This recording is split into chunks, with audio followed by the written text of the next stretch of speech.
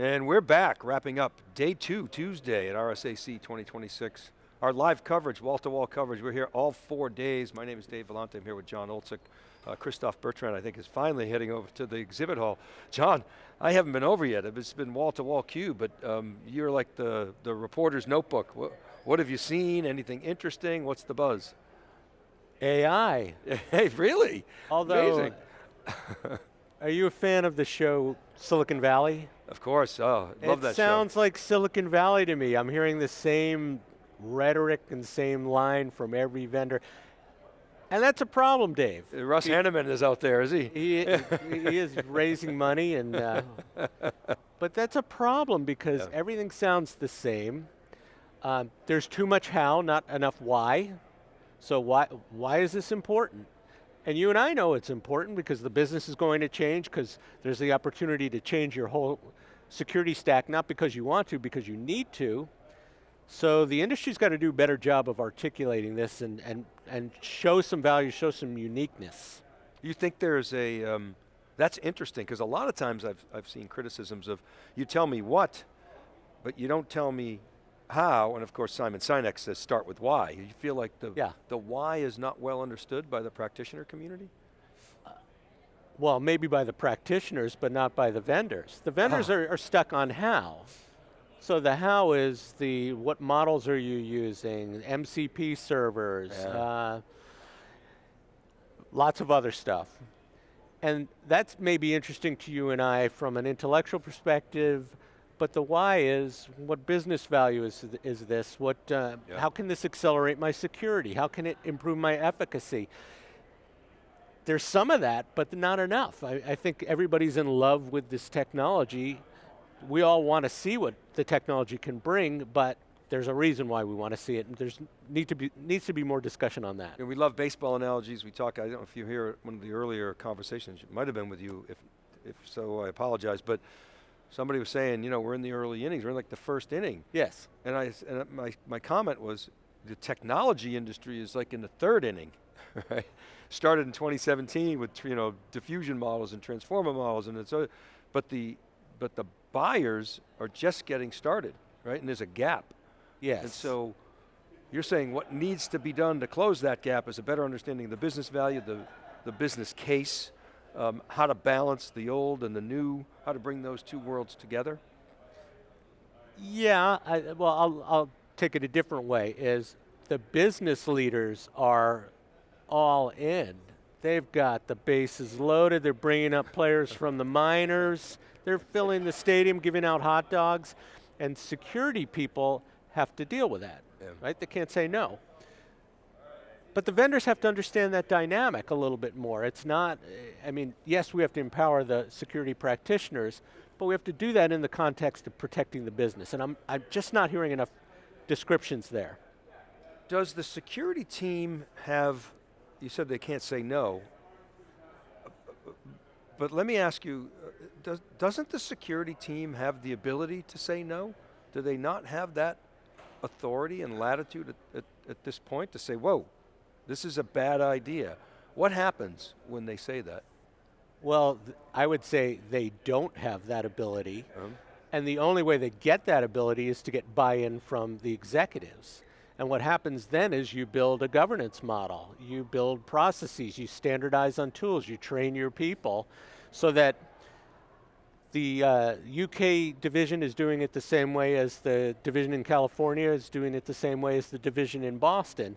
And that way you have oversight, you can monitor things, you can improve on your skill sets, but without that, it's a Wild West, Dave. It's bases loaded. I like that. Let's keep on the suicide, bunt, everything. But if I'm the chairman of the board, I'm bringing my CISO in, to converse at a high level, not the bits and bytes, but then I would put forth an edict to the organization that nothing goes out until this individual, their team blesses it. Is that just too constricting? Isn't it a mandate that happens before you start just letting the dogs loose? Well, it should be, but I would argue that the CISO is not the gatekeeper. the executives have to put the right governance model in place with the board to mitigate risk, to minimize risk. Otherwise it won't scale. Yeah, and so the first thing is you have to understand that risk, which may be the CISO's job to explain that risk, and then give the executive team some options. We could mitigate that risk, we can transfer that risk, we can accept that risk. That's the CISO's job, but the board is responsible ultimately. The board's the one who's going to get sued. The board is the one who has to disclose to the SEC. So yeah, they've got to be on board. I mean, this industry is in the risk mitigation business, obviously. Yes. My question to you is, how is risk assessment changing? I mean, I think about my home insurance and how it's going up like crazy because of all the hurricanes and all the risks down in Florida and other parts. Now it's sort of rippling through the rest of the country because of the unforeseen risk. So of course the insurers have to raise their prices, but we understand that dynamic. Do we understand the risks well enough to be able to sort of price in the value of mitigation? We understand most of the risk, but there is a dynamic because this technology is new and it's changing so quickly. So you have to put the right guardrails in place from the start, but then you have to be on top of, well, what's changing in the industry, what's changing in AI development and the infrastructure underneath so that you can make informed decisions. I remember this was about 2 years ago, I was talking with some CISOs, and they said 70% of this is just a strong governance infrastructure or foundation. And that's true. And that's not different than what we did with cloud or what we did with, or what we do with SaaS or anything else. But that other 30% is going to be specialized, and that's the challenge right now. Assuming you have the 70% at least managed well, getting your arms around that 30%, putting the right governance structure and putting the right controls, monitoring risk, all that's the challenge. How do you put in a governance structure that's not like a big human bottleneck? Can you automate that? How much can you automate? Well, it has to be foundational. So yes, you can automate policy enforcement and policy monitoring, but ultimately it comes down to here's what we can do, here's what we can't do, here's our limitations based on regulations, here's our limitations based on legal considerations. So all that is structural. Now, it's not different than any other governance in theory, or at least at a high level, but there are going to be some nuances because of AI. What are the constituencies in the organization that are critical? I mean, I guess it's everybody's line of business, it's audit, it's everybody else, IT.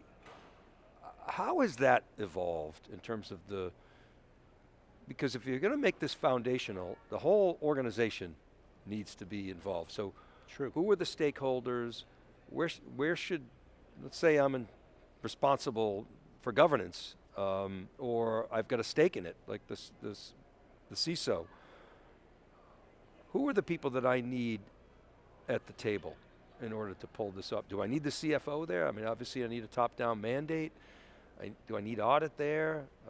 Do I need IT? What's my relationship with the CIO? How does that, what's the organizational construct that is a framework for success of governance? For governance.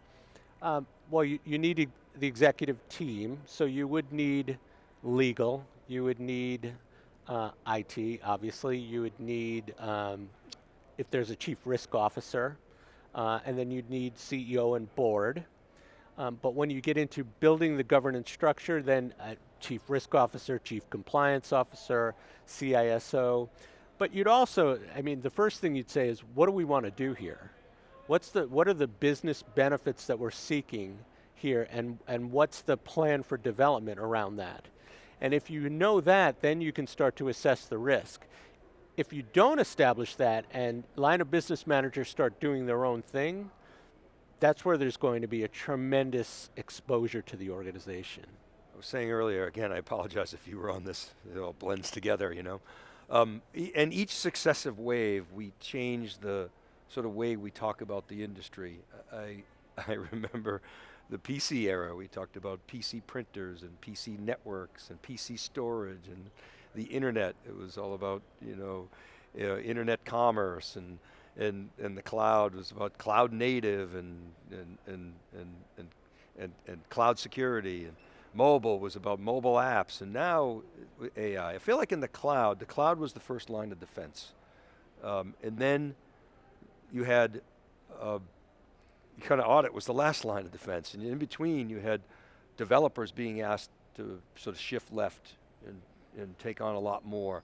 And then the industry matured, you got more tooling, the vendor community became cloud friendly. Now AI comes in, and it's a whole new, everything's AI native now, and we're talking about AI security here all week. I'm not sure where the first line of defense is. It's like cloud, on-prem, the edge, that first line of defense is everywhere, is expanding. What is that? First of all, is that a valid premise? What does it mean to the security teams? I would argue, and really based on conversations the last couple of days, but research before that the first line of defense is going to be agents. That the agents will be monitoring behavior, the agents will be monitoring data access, and other things too. But the agents will learn behavior, they'll report on anomalous activity, they'll enforce policy, and they'll do that on behalf of users. They'll be customizable. Some of it will be standard based, and then you can customize on top of that. That's where things are going.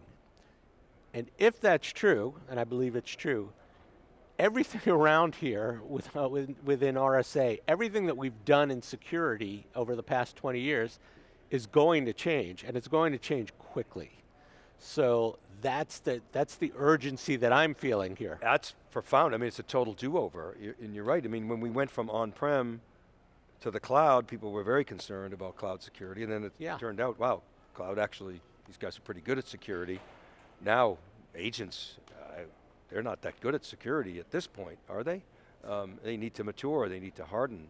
Well, they will be. I mean, that's, what I'm hearing from a lot of vendors that I respect their technology chops is they've spent the last 2 years building the foundation. And then on top of that will be the agentic layer. And so that to me is the recipe for success, is if you are just gluing on agents, that doesn't scale, and you're still relying on legacy code that was built in the 90s, by the way, or the early 2000s. But if you build the foundation and the agents, you teach the agents what you want them to do, you give them the ability to learn and be customized, that's the future of this industry. Well, that is a great setup for tomorrow, John. We're beyond halfway, I guess we're halfway through, beyond halfway in theCUBE. We'll be back here tomorrow, full day tomorrow. I mean, the schedule tomorrow looks unbelievable. We continue with our CEO series. We got G2 Patel coming on. We got Art Jalilian coming on from Delinea. We've got folks from Commvault, Fortinet. It's going to be a big day. Eric Bradley's coming on from ETR. He's going to bring all the data. It's an all-star game. It's an all-star game, and of course, John Oltsik will be here with myself and Christoph Bertrand. So tune in tomorrow, thecube.net. Go to silicondangle.com for all the news, thecuberesearch.com for all the deep dives. Thanks for watching. Oh, check out thecubeai.com, cubeai.com, and ask what's going on at RSA. You'll see some interesting results. Thanks for watching. We'll see you tomorrow.